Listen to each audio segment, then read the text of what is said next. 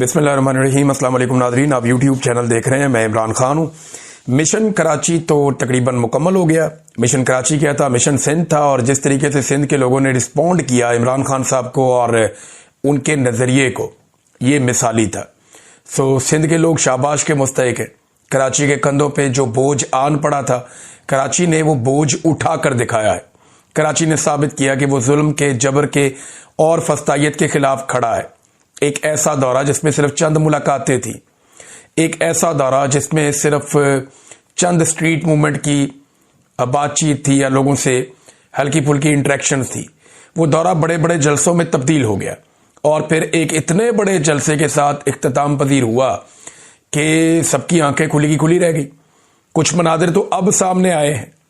जैसे जैसे social media पे तस्वीर और वीडियोज आ रही हैं जो आम लोगों ने बनाई थी, वैसे वैसे पता चल रहा है कि कितनी बड़ी तादाद में लोग कहां कहां से निकल कर आ गए और कितनी बड़ी मोबिलाइजेशन हुई है कराची में, सिंध में।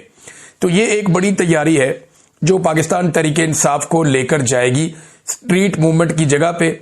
और 8 फरवरी 2026 ये वो एक दिन है जब पूरे पाकिस्तान को बंद करने की एक कोशिश अपोजिशन जमातों की जानिब से की जाएगी। लोग लगातार आ रहे थे और बड़ी दूर दूर तक लाइनें लगी हुई थी आने वाले लोगों की। जिस वक्त ये जलसा खत्म हुआ, अब रुकावटों के बावजूद ये जलसा हुआ है, लिहाजा एक बात याद रखी जाए कि ये मुजामत थी जो अवाम ने करके दिखाई है और यही स्ट्रीट मूवमेंट का एक वार्म अप मैच है जो पाकिस्तान तहरीक इंसाफ ने जीत लिया है। अच्छा, सिंध वालों की, जो सिंध के अंदर लोग मौजूद हैं ना, उनकी अब रिस्पॉन्सिबिलिटी है। जो लोग इमरान खान साहब के नजरिए को फॉलो करते हैं, उनकी यह जिम्मेदारी है कि इस मोमेंटम को आगे बढ़ाना है उन्होंने। क्योंकि जो बड़ा टारगेट है इनका वो 8 फरवरी का है कि 8 फरवरी को पाकिस्तान का एक बड़ा इम्तिहान है कि कैसे पाकिस्तानी बाहर निकल कर आते हैं और एक बड़ा ट्रेंड चलाते हैं और पूरे मुल्क के हर चौक के अंदर वो डी चौक बनाते हैं। ये जो नारा है ना जो सुहेल अफरीदी ने दिया है, हर चौक डी चौक, ये नारा इस वक्त एस्टेब्लिशमेंट के लिए सबसे बड़ी मुसीबत है। ये मैं आपको फिर बता रहा हूं कि एस्टेब्लिशमेंट और मौजूदा हुक्मरानों के लिए जो सबसे बड़ी मुसीबत है वो यही नारा है कि हर चौक डी चौक।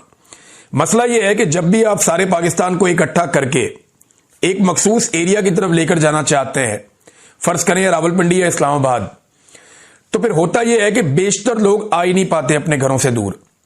यानी लोगों में 90% लोग ऐसे होते हैं जो बहुत दूर ट्रेवल करने में दिलचस्पी नहीं रखते, वो नहीं आ पाते। ये सच्ची बात है, इसको मानना पड़ेगा। लोग अपने घर के आसपास ज्यादा एहतजाज कर लेते हैं, बहुत दूर आने में लोग उतनी दिलचस्पी नहीं रखते, लोगों के वसाइल भी नहीं होते बाद औकात। और पाकिस्तान तहरीक इंसाफ कौन सा पैसा देकर लोगों को लेकर आती है या बसें वैगने खाना देकर लेकर आती है। लोग बेचारे अपना बंदोबस्त भी खुद करके आते हैं। तो अपने इलाकों में तो लोग काम कर लेते हैं, बहुत दूर नहीं जाते। ये लोगों के अंदर एक थोड़ा कॉम्प्लेक्स भी होता है, प्रॉब्लम भी होती है।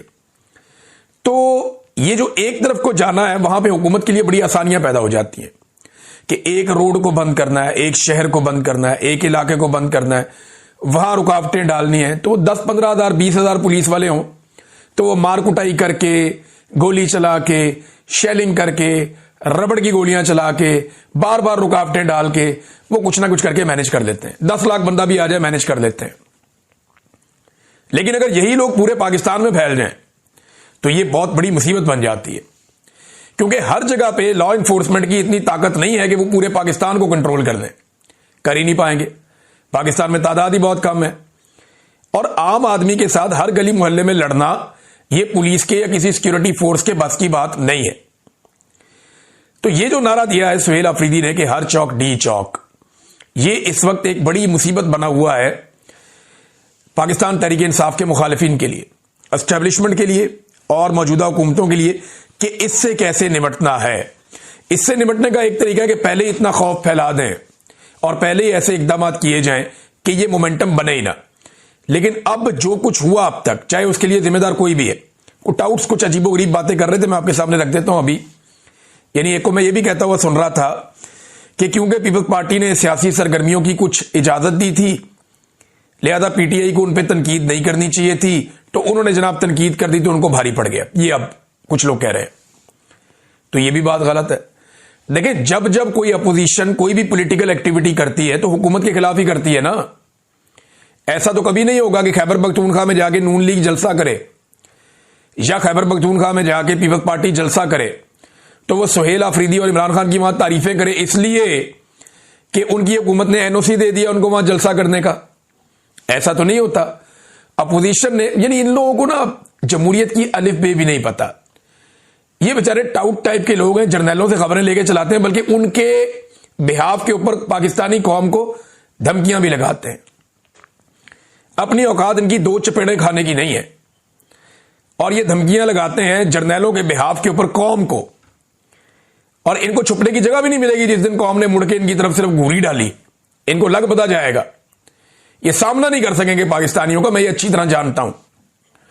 तो कह रहे हैं जनाब, क्योंकि पीपल्स पार्टी को ना थोड़ा सख्त जुबान में इस्तेमाल कर दिया। भाई अपोजिशन का काम ही ये होता है कि तनकीद करना हुकूमत के ऊपर, और जमहूरियत उनको इजाजत देती है, आइन उनको इजाजत देता है कि वो सियासी सरगर्मियों में हिस्सा लें। अगर पीटीआई को सियासी सरगर्मियां करने की इजाजत दी जाती सिंध के अंदर और खुली इजाजत होती है पंजाब के अंदर, तो ये किसी का एहसान नहीं था, ये पाकिस्तान का आइन और पाकिस्तान का कानून था। रोकना जुल्म है, इजाजत देना एहसान नहीं है, वो नॉर्मल है। देखिए पीटीआई के दौर में कितने लोग आए लॉन्ग मार्च लेकर इस्लामाबाद, कितने लोगों को कत्ल किया गया। सवाए तहरीके लब्बैक का एक इवेंट हुआ, उसमें मार कुटाई हुई, उसके अलावा कौन है? फजलुर रहमान साहब भी आ गए, नून लीग भी आ गई, पीपल्स पार्टी भी आ गई। ये अपने अपने कंटेनर लेके पहुंचते रहे इस्लामाबाद में, क्या प्रॉब्लम हुआ? कुछ नहीं, वहां आके बैठे भी रहे। इमरान खान के दौर में जिसका जहां दिल करता था जलसा कर लेता था, वो रुकते भी नहीं थे। सिर्फ कोरोना के चंद दिनों में एसओपीज के तहत इन्होंने मना किया था कि अभी जलसे ना करें, लोगों को इकट्ठा ना करें, ये वबा फैल जाएगी। उसके अलावा तो कभी रोका नहीं, सब जलसे करते थे। तो इमरान खान कोई एहसान नहीं कर रहा था फजलुर रहमान पे या नवाज शरीफ पे या मरियम नवाज पे या बिलावल पे या जरदारी पे, नहीं कर रहा था। वो कोई एहसान नहीं था, वो एक आइन और कानून के अंदर एक इजाजत है जो सबको होनी चाहिए। अगर कोई रोक लेता है ताकत के बलबूते पे तो वो ज्यादती है, और पीएमएलएन ने और पीपल्स पार्टी ने ज्यादती की है एस्टेब्लिशमेंट के साथ मिलकर। और इस जुल्म के अंदर एस्टेब्लिशमेंट एक बड़े मुजरिम के तौर पे हमेशा मौजूद रहेगी, क्योंकि गंद मारना उन्हीं की वजह से होता है। इनकी तो औकात ही कोई नहीं है, उनके बगैर ये इतना गंद नहीं मार सकते। बिलाशुबा इनकी गंद मारने की कैपेसिटी बहुत है, लेकिन एस्टेब्लिशमेंट के बगैर ये ऐसे नहीं कर सकते। बहरहाल इनको जमहूरियत की अलिफ बे भी नहीं पता, ये उठ के तजिए करना शुरू हो जाते हैं और अब कह रहे हैं कि जी सुहेल आफरीदी को फारिग कर दिया जाएगा। और किस बुनियाद पे कह रहे हैं कि जनाब उसकी एक तस्वीर उसकी दूसरी तस्वीर से मैच कर गई, तो हमने 9 मई में फिक्स कर देना है। वो जो एक तस्वीर है वो 9 मई की भी नहीं है, वो जो एक तस्वीर है वो उस जगह की भी नहीं है। एक बंदे की एक तस्वीर को दूसरी तस्वीर के साथ मैच कर दें तो उसको 9 मई में सजा दे देंगे। मैं आपको अपने मोबाइल में से निकाल के अपनी 2 फोटोज दे देता हूं, आप दोनों दे दें फोटोज, और दे के लाहौर फोरेंसिक लैब वालों से कहें कि जनाब